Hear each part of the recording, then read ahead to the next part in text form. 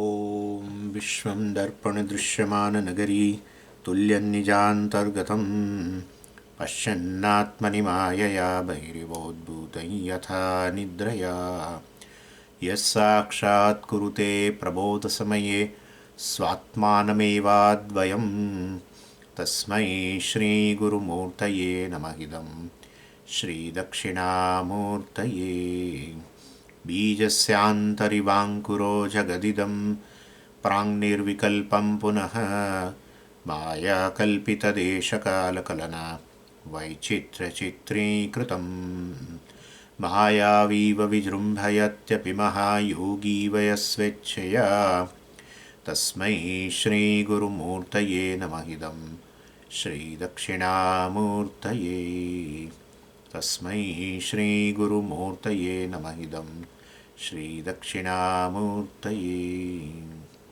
ॐ सहना भवतु सहनौ भुनक्तु सह वीर्यङ्करवावहै तेजस्विनावधीतमस्तु मा विद्विषावहै ॐ शान्तिः शान्तिः शान्तिः सदाशिवसमारम्भां शङ्कराचार्यमध्यमाम् अस्मदाचार्यपर्यन्तां वन्दे गुरुपरम्पराम् ॐ वर्स् 95 अप्रमेयमनादिञ्चेति अत्र श्रुत्यादमीरितं मनसैवेदमाप्तव्यम् इति धीव्याप्यता श्रुता. So Vidyaranya explains how Brahmajnanam arises in the mind of a student when properly Mahavakya Vichara is done. Under the proper Vichara, proper analysis of Mahavakya, well, is always with the help of a teacher. Directly it is not possible because there is a methodology involved. That methodology which is a gift of a tradition of the teachers. And therefore it's a very specific way a analysis has been done, by which ultimately, if it is done properly, this Mahavakya analysis, well, then definitely a student will know that I am Brahman. There are other issues, that is another thing, but he will know. So after even analysis of Mahavakya, well, still the student doesn't know, he doesn't gain aparoksha jnanam that I am Brahman, then definitely the methodology is wrong.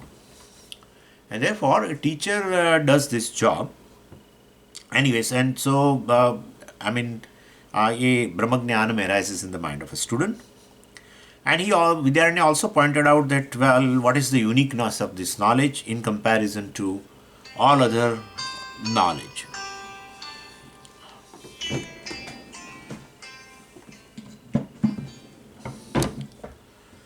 So, in the first few stages of knowledge, well, of course, self-knowledge is similar to any other knowledge. But in worldly knowledge, well, also pramanam is involved. And incidentally, pramanam is a Mahavakya, Shabda pramanam, we can say. In worldly knowledge, mind is involved. See, the pramana generates a vritti. Any pramana's job is to generate a vritti in the mind. Anyway, so in worldly knowledge, mind is involved. Well, thought also arises with respect to object, etc. And in the case of self also, the Shastra Pramana, the Mahavakya, which is a Pramana, generates a thought. We call it Akhandakara Vritti. Mahavakya is Akhandam. Mahavakya reveals Akhanda Tattvam. The truth is Akhanda. So there is no Khanda between Jiva and Ishvara. In fact, the Khanda resolves. That is Mahavakya. Khandas are resolved. So the Dvaitam is resolved. Anyway, so, in both the cases, either a self-knowledge, Atmajnanam or Anatmajnanam, worldly knowledge, well, a thought arises. Definitely here it is Atmakara Vritti, Akhandakara Vritti. There it is, Sakhandakara Vritti. And, and what does a thought do? In both the cases, thought removes this ignorance. In the case of a worldly knowledge, thought removes the ignorance pertaining to the object. And here, in case of Atma also, thought removes the ignorance pertaining to the knowledge. And but the object is jadam, if thought, well, definitely removes ajnanam, then object should shine on its own. But object doesn't shine because it is jadam. And therefore you need another thing also. You need to illumine that also. Even though the cover has gone, but still, cover means don't think real cover, etc. But that ajnana, so it has gone. But that object has to be illumined. And therefore, Vrittistha Chidabhasa does that job to illumine the object. In the case of Atma, we have seen, even though this thought, Atmakar Vritti, Khandakar Vritti, removes the ignorance pertaining to the self, yet, but this Chidabhasa is not required because Atma is self-illuminating. And therefore, Vritti Vyapti as such, we saw that Vritti Vyapti, which does a job of Avarana Nivritti, Ajnana Nivritti, is required in both the cases. But the Phalavyapti, illumining the object, etc., that is required in the case of Anatma, because it is Jadam. That's a definition. What is Anatma? Which is Jadam, which is not self-illuminating, which requires illumination by a conscious entity. That is Jadam. And therefore, Chidabhasa is essential. Phalavyapti also is required. So, Vrittistha, well, the Chidabhasa which is present in the Vritti, well, definitely does this job. Vritti, well, does the job of Avarana Vritti. And so this is, I mean, in all other respects, there is no difference between the two. Only in the case, only in this case, a Phalavyapti case, that's the difference. In one case, Phalavyapti is required. In Atma, Phalavyapti, etc. is not required. Phalam is Chidabhasa. So, Chidabhasa pervasion. So, Vritti, Apti, pervasion by Vritti. That shows that Avaranam has gone. If a Vritti pervades object, means now there is no more ignorance, right? Because it has been revealed. But still, the object does not shine on its own. So, object basically is illumined by the Chidabhasa. So, and then we give an example also that, well, a moonlight is required basically to illumine the earth, because earth cannot illumine itself. And therefore, well, moonlight is like a Chidabhasa. So moonlight illumines the earth. But moonlight is not required to illumine the sun. Because the very moonlight, there is no moonlight actually. There is no moonlight. It is sunlight only. It is a reflected sunlight. And therefore, sunlight and moonlight, there are two lights. No. There is only one light. And that is sunlight. And therefore, well, so moonlight definitely is required to illumine the Jagat. But moonlight is not required to illumine the sun. Same way here also. So in Brahmajnanam, well, this Chidabhasa has no role to play. It is there, but it doesn't play any role. So like in case, during a day, when sun is present, sunlight is present, moonlight has no role to play. That's that kind of a thing. It is there, but when the sun, basically, sun goes away in the night, etc., in the evening, well, then moonlight has a big role to play to illumine the Jagat. Anyway, so this is how Phalavyapti does not play any role. That's we saw between verse 90 to 94. And then in this concluding verse 95, well, Vidyaranya said this, and also it has, Vidyaranya clears this a possible doubt, because when we read scriptures, this doubt arises in our mind. It seems that, the scriptures basically contradicts itself. That's how we feel. Scripture means here Upanishad. And the doubt is that at one place the Upanishad says mind cannot know Brahman. And in other place it is said mind alone illumines, mind alone knows, let us say, the Brahman. So, well, it's a contradiction, self-contradiction. So, Aprame, Manadim, etc., well, Amrutamindu Upanishad. Of course, we can quote Taittiriya, etc. I have told you also, Yato Vacho Nivartante Aprapya Manasa Saha, etc. says very clearly, the mind without illumining the Brahman, without knowing the Brahman, well, returns. And Shabda also returns, etc. But at other place, I mean, in a Kathopanishad, etc. Not only in Kathopanishad, in Mundaka also, in Brihadaranyaka also, it is very clearly said, Manasa eva idam aptamyam. Well, through mind only, one should know Brahman. And therefore, that's a contradiction. So, Vidyaranya is as though now removing this doubt pertaining to these statements of a Shruti. So we give an answer that from Vritti Vyapti, so by saying about Vritti Vyapti and Phala Vyapti, etc., by introducing this particular principle, concept of a Vritti Vyapti and Phala Vyapti, Vidyaranya negates this contradiction. So from Vritti Vyapti angle, well, thought alone removes this ignorance. But from the standpoint of illumining Brahman, well, mind is not required. Therefore, well, yato vacho nivartante aprapya manasa saha, etc., shows that phalavapti is not required. Because Brahman is self-illumining, and therefore illumination by Chidabhasa, etc., is not required. Definitely not required. And that way, that statement is right. But at the same time, manasaya vidam vaptavyam, that shows that Shastra should generate. Mahavakya should generate a vritti. If vritti is not generated, you cannot know. Therefore, vritti vyapti is required. So, vritti vyapti, pervasion through the thought. Aham vritti, of course. Akhandakara vritti. Aham is akhandam. That is a vritti. I am akhandam. I am not separate from what is object, etc. Because consciousness is not an object. When I uttered several words, suppose, when I say apple, well, in your mind immediately apple shines as object of a thought, apple thought. Then when I say car, then car thought arises. Means you are able to objectify. That is how we know. In fact, everything in the world we know by objectifying. Otherwise, a thought, a corresponding thought does not arise in your mind, you will not know. That is why in case of a Brahmajnanam, many people struggle.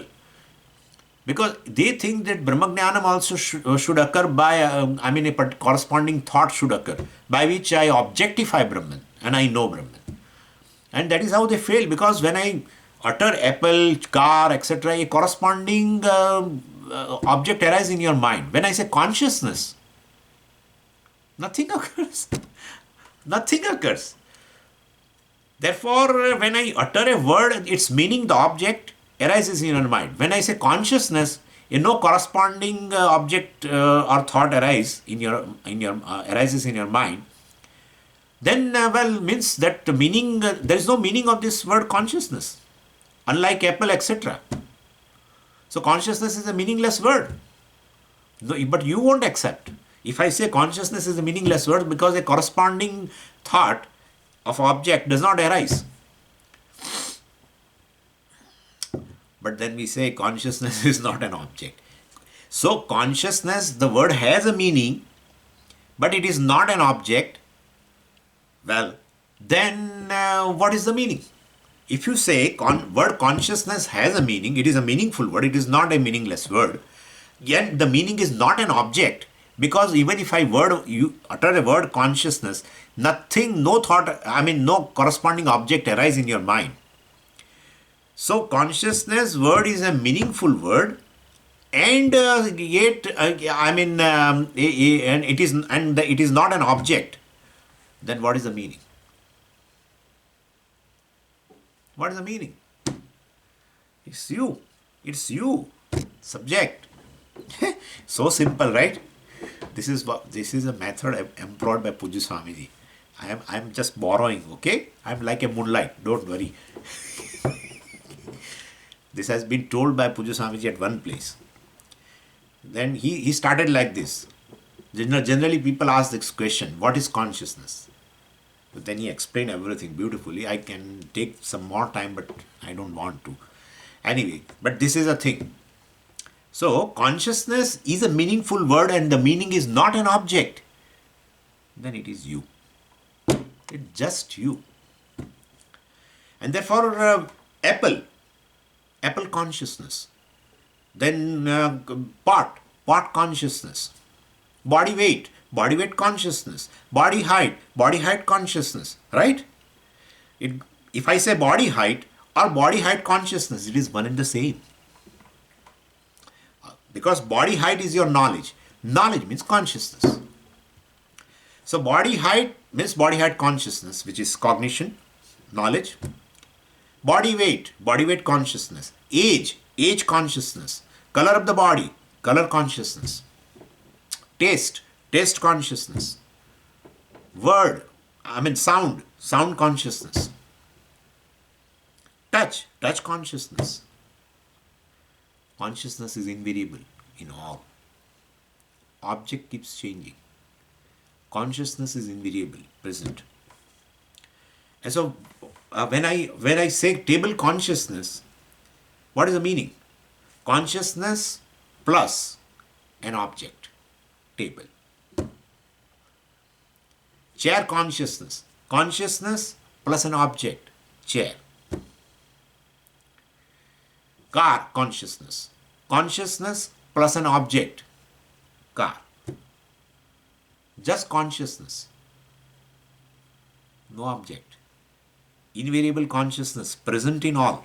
Otherwise, no object would have been illumined. Invariable consciousness present in all cognitions. Car consciousness, that consciousness, this consciousness. Consciousness is present invariably, unnegatively present in all, but not an object. It is you, sir. You are consciousness, non-negatable consciousness called Satyam. You are Satyam. And consciousness, Jnanam. And the consciousness which is invariably present has no height, no width. Moment you say it has a height, you have objectified. Moment you say that it has a width, you have objectified. It is not an object. Means definitely it doesn't have a height, width, etc. Vertically, horizontally, it is dimensionless. It is Anantam. And other way also we can say Anantam, you can prove it 1,000 ways. Thousands of ways we can prove. So the space cannot limit. If it has a height, the space has limited it. If it has a width, space has limited it, made it limitation. Space has created a limitation in that. Anything which has a dimension has a space. And therefore, definitely, space cannot limit it, time cannot limit it. Just a consciousness which is invariably present, non-negatable in all the states, means time cannot limit it, space cannot limit it. Even though there is space consciousness, time consciousness, but space and time cannot limit, cannot make it bound by, consciousness is not bound by the time and space which you experience in a moment of joy. In a moment of joy, you are with yourself. For a moment, even time is gone, space is gone. Even when you should see all this. When you become so happy, then at that time, you should see who you are. Even the awareness of time and space goes away. You are just yourself, just consciousness. So, is Satyam Jnanam Anandam. Anantam. Fullness. No limit of time and space. In absence of time and space, you are still there. I'm talking about moment of joy. You can extend it to deep sleep state. Same thing. Same thing for a length of time. No time, no space, merely you are there. If in absence of a space, it is so, it's just a matter of a simple common sense. If consciousness exists in absence of a space, what is the dimension of a consciousness? Everything exists in space has a dimension. Consciousness exists in absence of a space.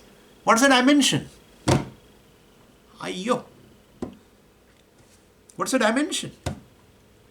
Limitlessness. This is called limitlessness, right? Which you experience as fullness in a moment of joy. The space and time even are forgotten. You are just yourself. moment of joy is equal to you are with yourself. Atmani eva atmana tushtare. You are just yourself. Not you are with yourself. That is not a correct expression. You are yourself. A real self which has no effect of time and space. Anyway, this is, I don't know why I am discussing this, but point is, so this is how Satyam Jnanam Anantam Brahma. Basically, this is, anyway, so Aprameya Vanadibcha. So here, in this Amrita Bindu Upanishad, etc., in this Upanishad, Atra means in this Upanishad, well, it is said Aprameyam. This Brahman or Atma is Aprameyam. It is never an object of knowledge, which is never available for objectification, is a subject. And that is, otherwise, if it is available for objectification, that does not fit into the definition of subject. Anyway, so this is, say, Amrita Bindu Upanishad says that, right, that phalavapti, etc. is not required. It cannot become an object of a thought, means it cannot be illumined by the thought, means it cannot be illumined by the Chidabhasa present in the thought. Anyway, so phalavapti is not required, has been very clearly told by this statement. And then, well, Kenopanishad and Taittiriya, we have already quoted Yato Vacho Nivartante, etc. And Yan Manasana Manute, etc. We have quoted that. Anyway, and Vritti of course, is required. It has been told by the Kathopanishad, Brihadaranyaka Upanishad, Mundaka Upanishad, Manasa eva idam aptavyam. It should be known only through the mind. Means, well, definitely Akhandakara Vritti has to be generated by Pramana, Mahavakya, Shabda Pramana. It is essential.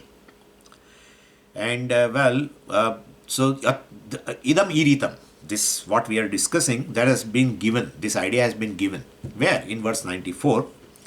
And so in verse 95 he is just concluding like that. So phalavapti is not required, vritti-vyapti is required, has been discussed in verse 90 to 94. Verse 94 mentions very clearly that. Anyway, and therefore dhi-vyapyata shruta, well, dhi-vyapyata, vritti-vyapyata, shruta is highlighted in the Shruti. Which Shruti? Kathopanishad, Brihadaranyaka Upanishad, Mundaka Upanishad, etc. And so conclusion is what? That Aham Brahmasmi, well, knowledge takes place by Mahavakya Shravan. This was a topic actually. Up to verse 95, from verse 70 to 95 is this is a topic that Mahavakya generates aparoksha jnanam. This is how he analyzed this. Anyway, verse 96. Atmanam chet vijaniyat ayamasmiti vakyatah brahmatma vyaktimullikhya yobodasso vidhiyate. So now he is raising a question, a question. Then what is the purpose of talking all these things?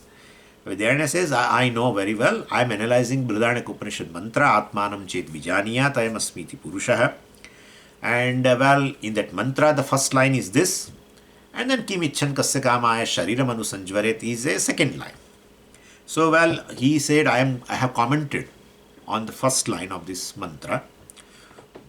The whole mantra has been quoted in the first verse itself of this chapter, 7th chapter. And in that, well, what is the topic in that first line? What has been conveyed by the first line of the mantra, Brihadaranyaka mantra? Atmanam chet vijaniyat ayamasmi iti purushah. Purushah atmanam vijaniyat. This Purusha, the seeker, knows this Atma. How does he know? Ayam ahamasmi. Oh, this Atma is me. Means aparokshataya he knows. So aparoksha jnanam has been conveyed in that first line of the mantra. So atmanam chet vijaniyat ayamasmi iti vakyatah. Vakyatah means by this vakya. Vakyata is equal to vakyena. This is a trutiyarthe tasil. So by this vakya, well, this has been conveyed. Aparoksha jnanam has been conveyed. Saha bodhaha abhidiyate. So that, the aparoksha jnanam has been mentioned. Abhidiyate means it is mentioned. Why aparoksha jnanam is mentioned, is conveyed by this particular first line? Well, Brahmatma Vyaktimullikhya, because Brahman is not specified as an object somewhere,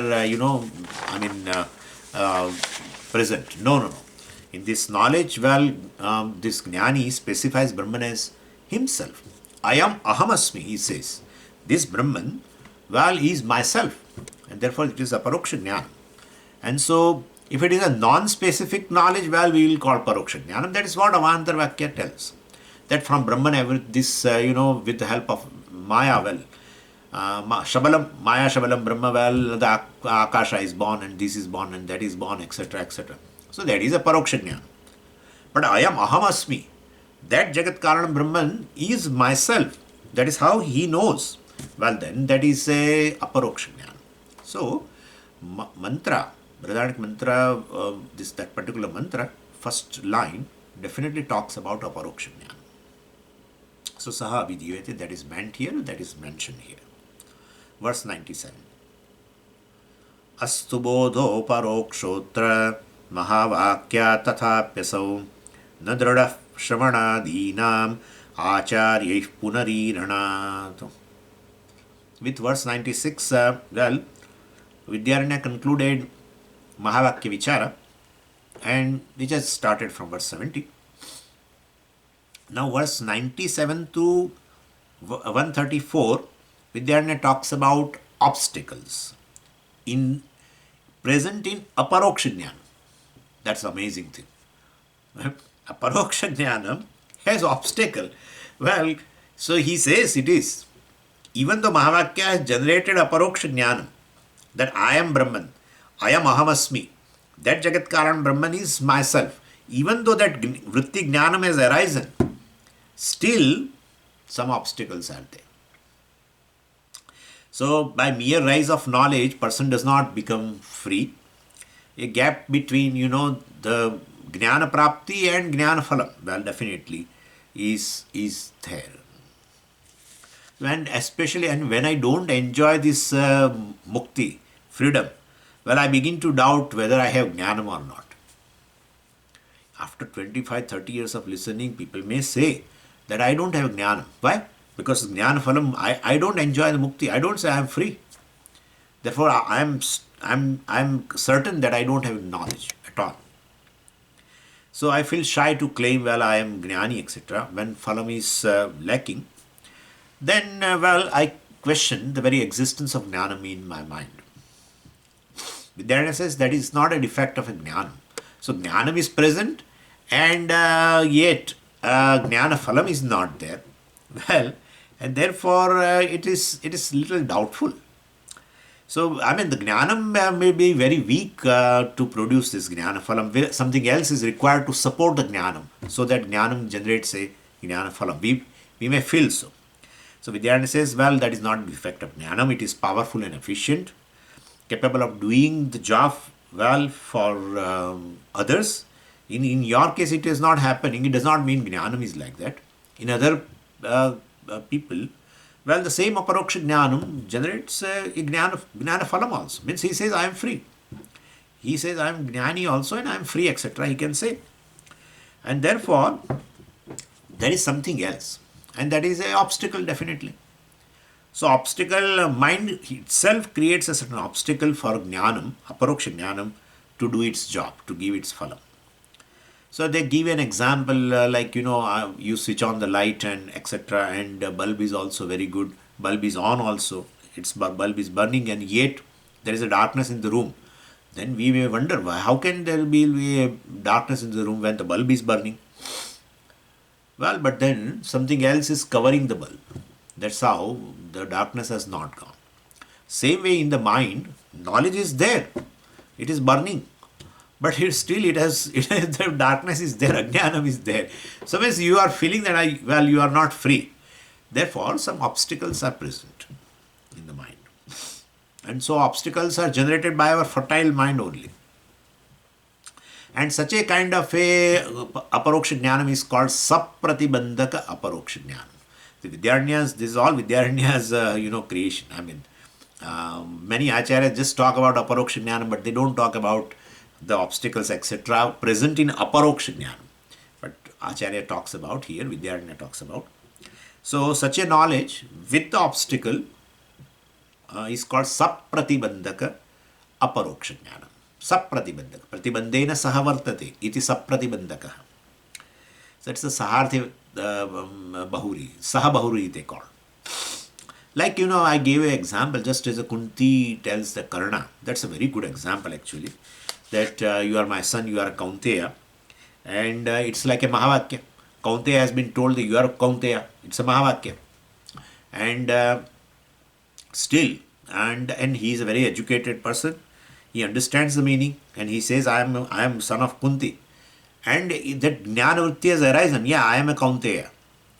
But afterwards, immediately again doubts arise in his mind. How can I be Kaunteya? I don't understand that. Then, well, definitely some reservations in his own mind. His own mind has created certain obstacles. Now that does not allow, to enjoy the phalam,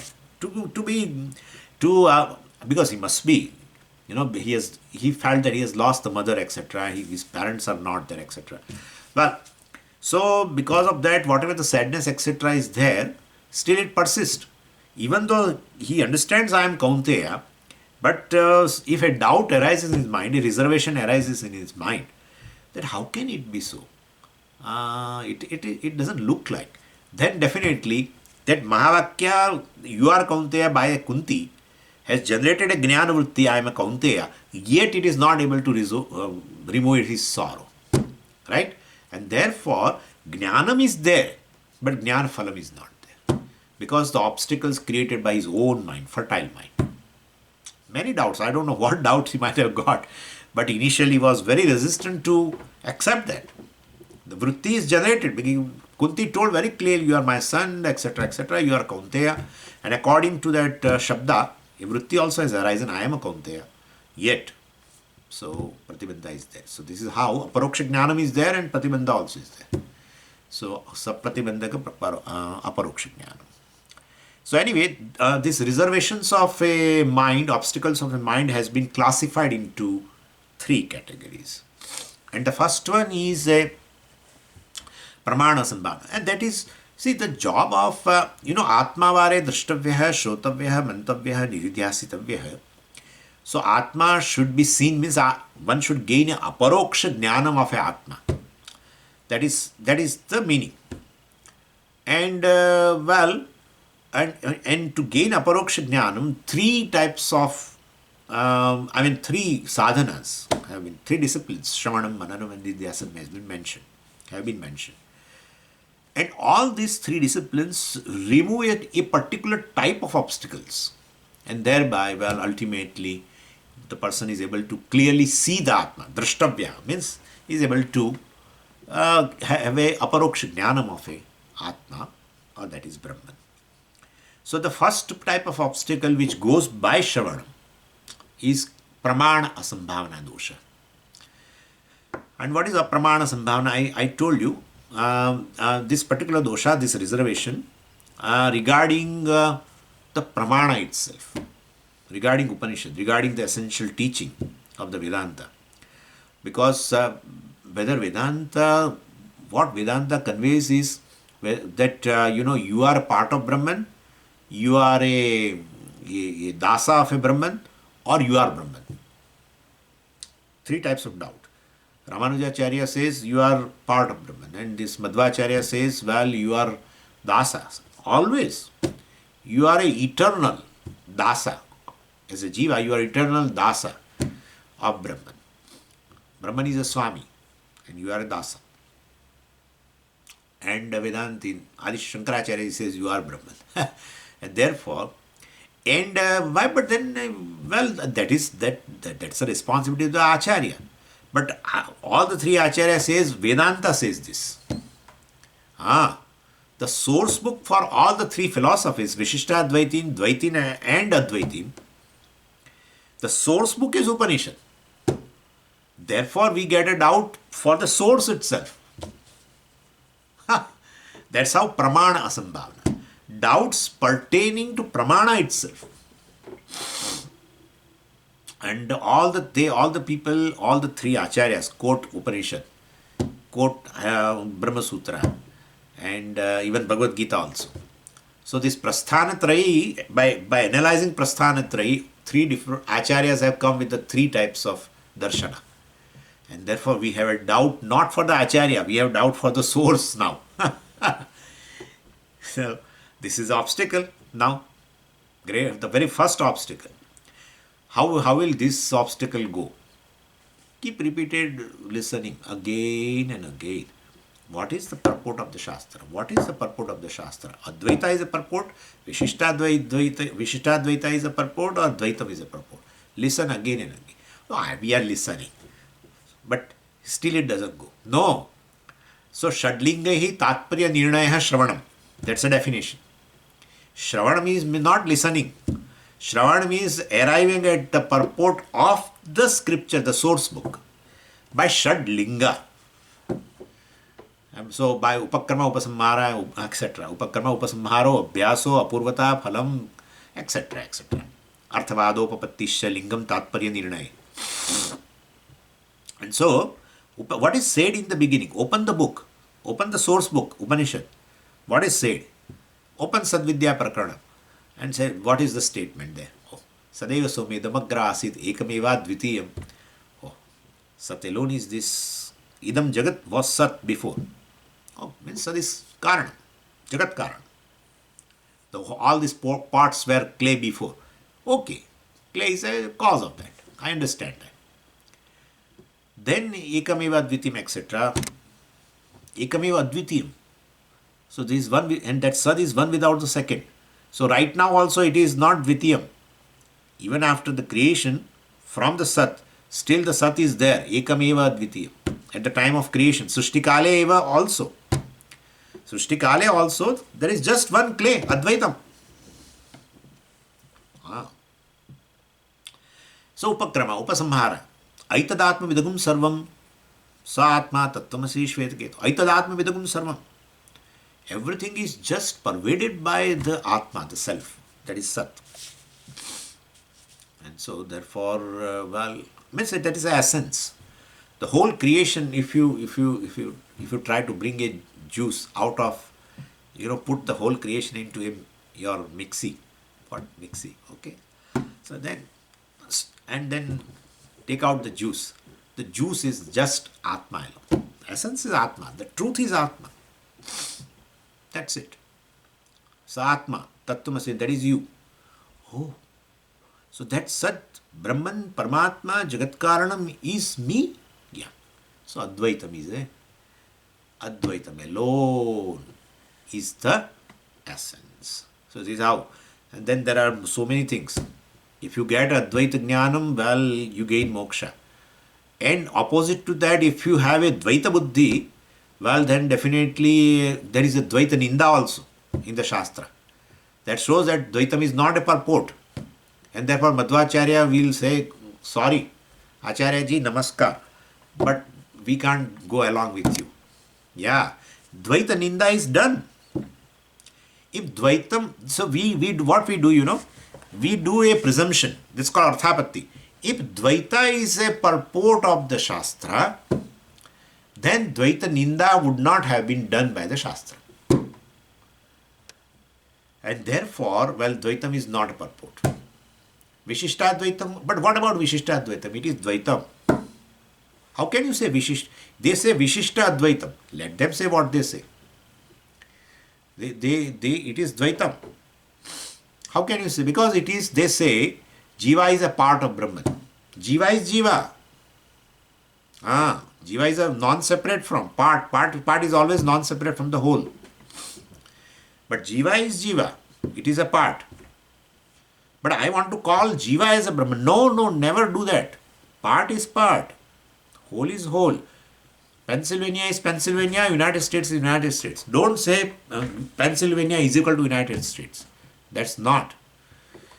Otherwise, we will have a president of Pennsylvania, not of United States. Okay? So, area of a Pennsylvania is not area of a United States. Yeah. So, even though Pennsylvania is a part of the United States, non-separate, correct. But Pennsylvania is Pennsylvania. It is a state. That is a country. US is a country. Different word, different meanings. Correct. And therefore, it is Dvaitam. It is Vishishtadvaitam, so what? Vishishtadvaitam. It is Dvaitam. And Dvaitam has no purport. Kathopanishad says very, very strongly, Mrutyosya mrutyumapnoti yehi nana iva pashyati. If you pashyati, if you see nanatvam, maniness, Dvaitam. Mrutyosya mrutyumapnoti. Yamaraja says, well, I am going to give him a capital punishment. Yeah, mrutyosya mrutyumapnoti. So ninda, Dvaita ninda. And on the other hand, if one gains this knowledge, Brahmajnanam, then you gain moksha, etc. has been extolled. Arthavada. See, Arthavada is of two types. Arthavada means generally feel the praise. No. Could be Ninda also. Ninda of opposite. Right? And therefore, this is the way we can understand the purport. So, Karma, Upasamhara, Arthavada, Upapatti, logic also has been given in that Shastra, etc. Mritika ityeva satyam, and everything else is a vikara, is just nama matram. And therefore, Dvaita is not a tatparya. Yeah, if Mritika is satyam, and the vikara, what has come out of the Mritika, the mud, clay, is nama matram, means it has no reality outside. Right? And that proves that there is Advaitam. Even though there is you see manyness, but there is no manyness. There is oneness. So Advaitam is a purport. So Shadlinga, so this is listening. This is listening. Tatparya Nirnaya. Through Sadvidya Prakarana. Many Upanishad, Mundaka Upanishad also you can take and see. But it is very difficult for us. Better Acharya, whatever. In Brahma Sutra, actually in the 4th Sutra perhaps. Yeah, in the 4th Sutra. In the first chapter itself, the 4th Sutra, Samanvaya Sutra, Samanvaya Adhikaranam. Bhashyakara, I mean the Tika, Ratnaprabha, I think Tikakara has done this very clear analysis that this Shadlinga based on Chandogya, Sadvidya Prakaranam. Anyway, so Advaita purport has been ascertained, and therefore now I don't have a doubt. After Shravanam, Pramana Asambhavana dosh has gone. That's it. I am Brahman, which is one without the second. Therefore, I am limitless. Brahman. But Swamiji, that is correct. You are doing all this. But I don't have resources to do all this thing. So I accept what you say, Swami. Okay. That's also very good. No problem. Shravanena pramana asambhavana dosha nivrittihi. First type of obstacle has gone by Shravanam. Second, prameya asambhavana dosha. So, reservation regarding prameya, Brahman itself. First, regarding pramana. First obstacle was, or doubts pertaining to pramana, the source book, Upanishad. Now, prameya. Okay, pramana says about Advaitam, etc., etc., Jiva is Brahman, etc., and Advaita is a purport, etc. Fine. But how can Atma be Brahman? And you say there is one without the second, right? You are saying that? Yeah, we are saying that. Do you see Brahman anywhere? You see everything other than Brahman. Where Ekameva Dvitiyam is one without the second. Everything is just Brahman. Sarvam Khalidam Brahman. Advaitam means what? There is nothing other than Brahman. So, but I am seeing mobile. I am seeing pen. Where is your Brahman? And I am seeing means through my eyes, etc. That is Pratyaksha Pramana. Is a Jeshta Pramana. You cannot challenge. So my Pramana, Pratyaksha, reveals Dvaitam only. I don't see one thing in this. I see mobile, I see pen. Where is your Brahman? And these two are different. Same way you are different, I am different. Everything is different.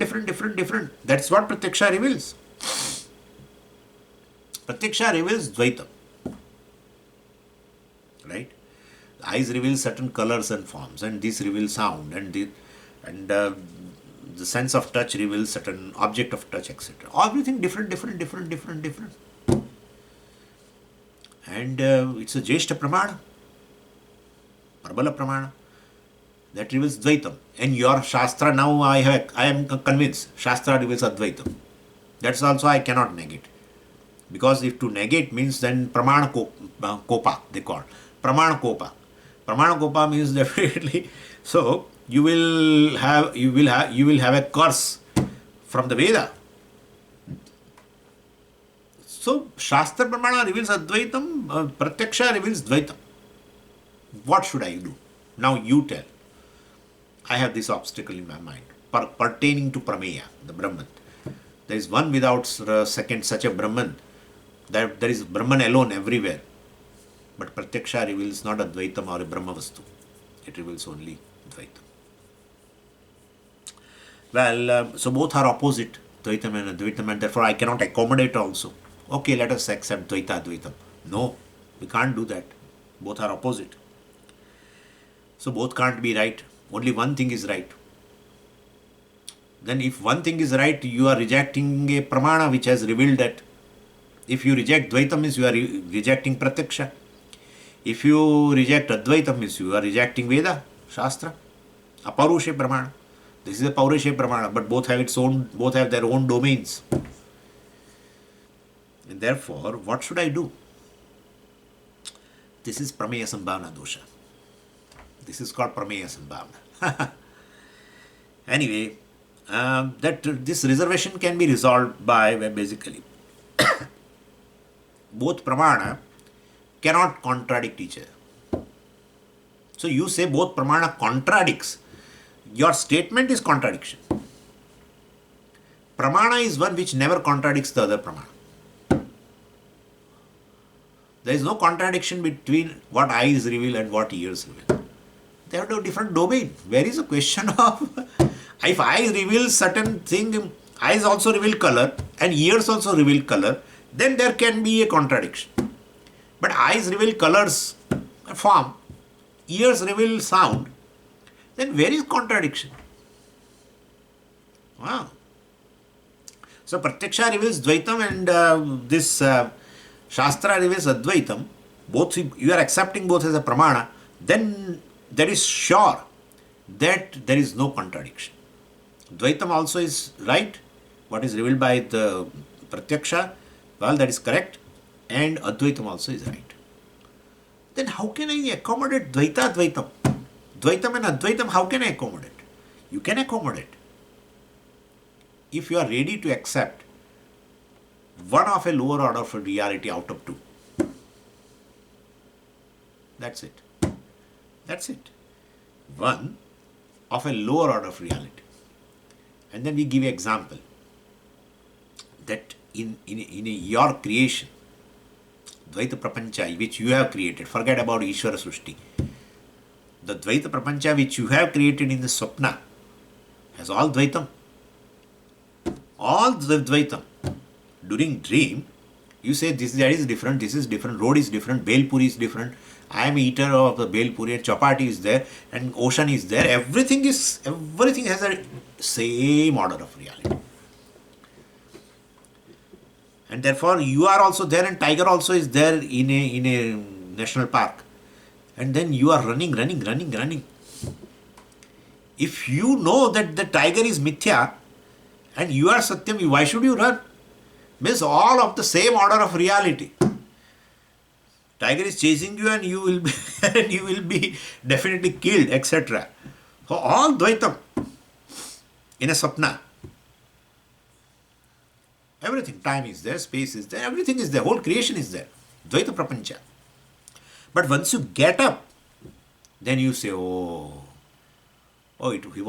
was just one waker. Everything was pervaded by just waker consciousness. That's it. One consciousness alone appear in this form. So once you wake up, you understand it's of a lower order of reality. And waking reality is of a different order of reality. Right? So once you wake up, you realize the waking world and the dream world, well, are of different orders of reality.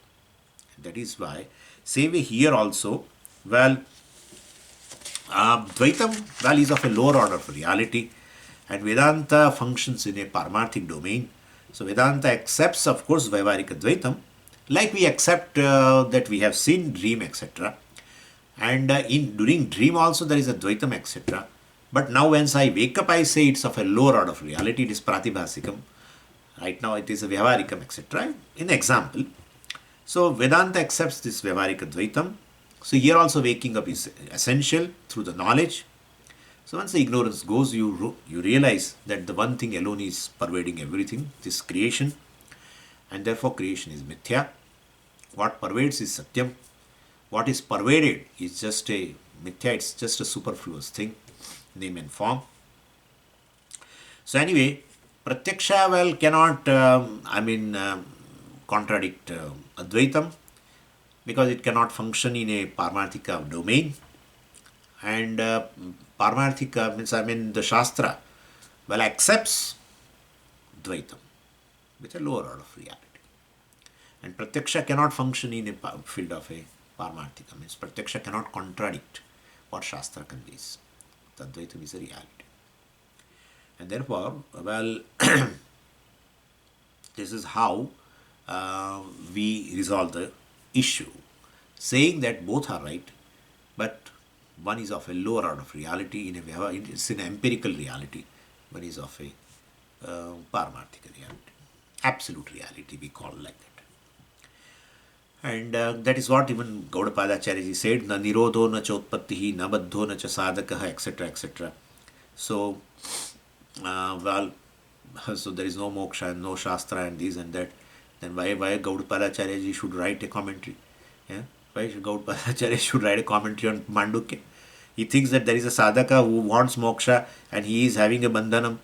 And he himself writes that na nirodha na utpatti, na baddha, na sadhaka, na moksha, na mumuktuhu, na mumukshu, etc., etc. So, well, so Gaudapadacharya ji, while talking about a Paramarthika, absolute reality, well, also accepts as though Vyavaharika, right? The very writing this commentary itself proves that definitely it is meant for the sadhaka who wants moksha, etc. So he is accepting a Dvaita. But at the same time, establishing a Dvaitam, Paramarthikastu. It's both of a different order of reality.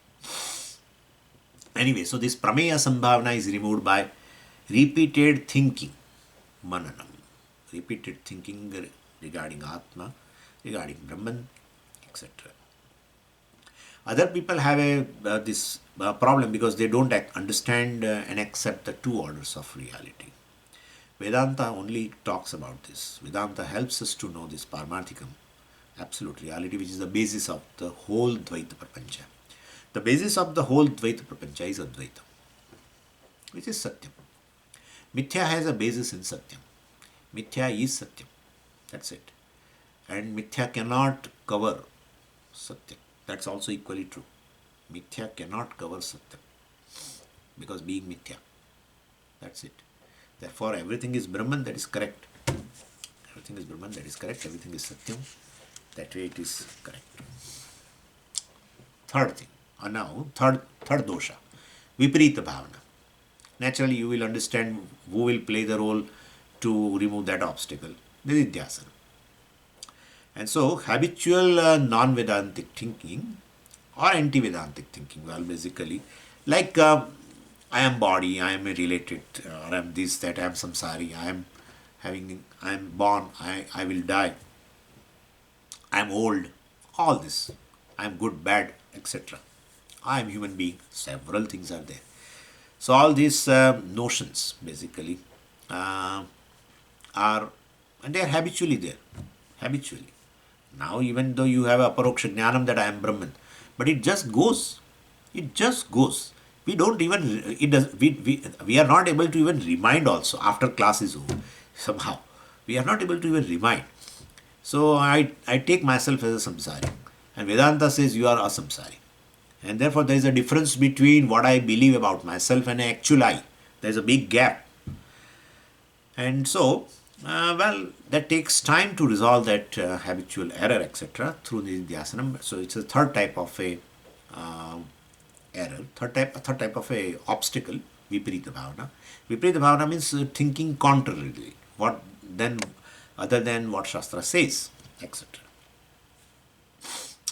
So I should be able to knock off this ahankara. That strength comes from knowledge. That you are able to knock off ahankara. Ahankara means this individual, in which all these notions are there about I, as an individual. All notions pertaining to body, pertaining to mind, pertaining to senses, pertaining to the relation with the others. You see yourself as a related person. All this is a habitual error.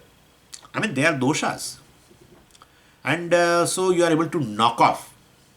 If you are not able to knock off through knowledge, then definitely karma is required. So if ahankara is very strong, then it should be very, very hard. Then it should be made soft by karma yoga. So the karma yoga basically, does this job of, softening. That the job actually is done by Ishvara. So you surrender to Ishvara. Karma yoga means a surrender to Ishvara. You are seeing Ishvara in a karma, and you are seeing Ishvara, hand of Ishvara in karma phala also, as a prasada, etc. All this. So then definitely you have you surrender to Ishvara. And thereby your ahankara, definitely becomes soft. And so karma yoga does a job of making ahankara little soft, and then you are able to knock off through knowledge.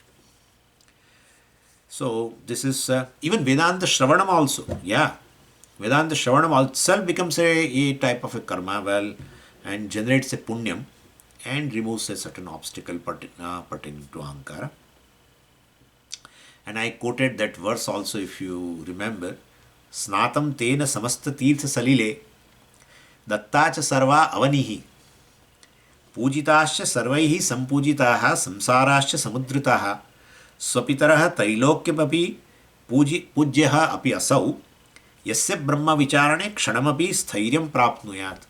यस्य ब्रह्मविचारणे क्षणमपि यस्य ब्रह्मविचारणे स्थैर्यं.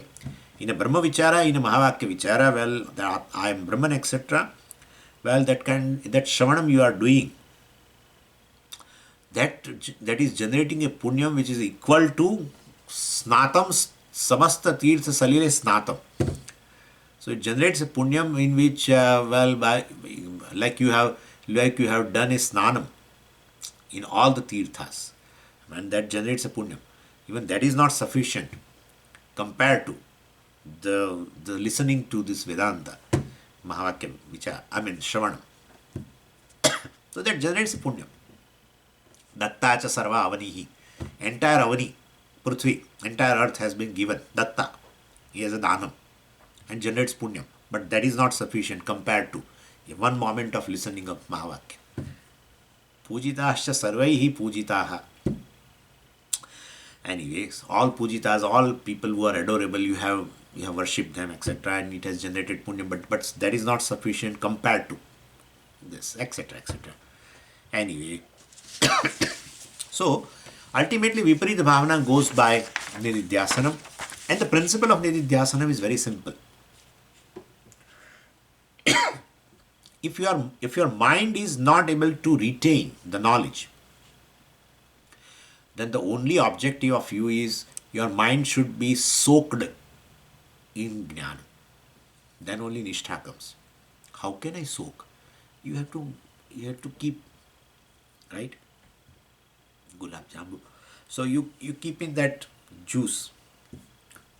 Keep in that juice for a long time. And then even if you want to remove that sugar from that, it won't.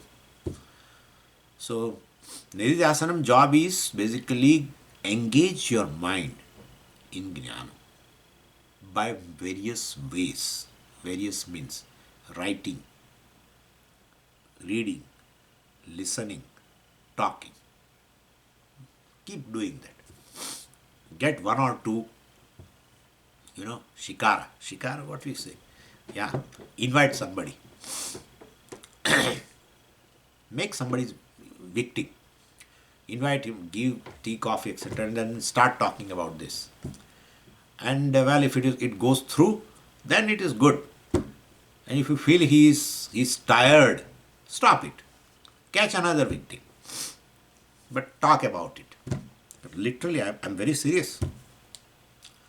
Most of the seekers ask this question in satsanga is this. Everything is fine. Everything is logical. But how can I, why my mind is not able to retain this? Why again and again that Jiva Bhava comes? Only thing is you soak your mind in this jnana by different ways, and that all are called nidhyasana. Because writing generates a different vrittis, of course, but centered on oneself, centered on Atma. Listening, well, definitely that vritti will be always that. Writing, reading also. If you are reading and really reading, so not just you are seeing in the book, but mind is. But if you are really reading, then that is also generating that. Anyway, so then this pratibandhas will go away, viparita bhavana will go away, and that adrida jnanam, adrida aparoksha jnanam becomes sadrudam paroksha jnanam. Sadrudam means pratibandha is gone. All the three pratibandhas gone by shravanam, mananam and nidhyasana. That is a topic we are beginning now from verse number 97, and it goes up to 134.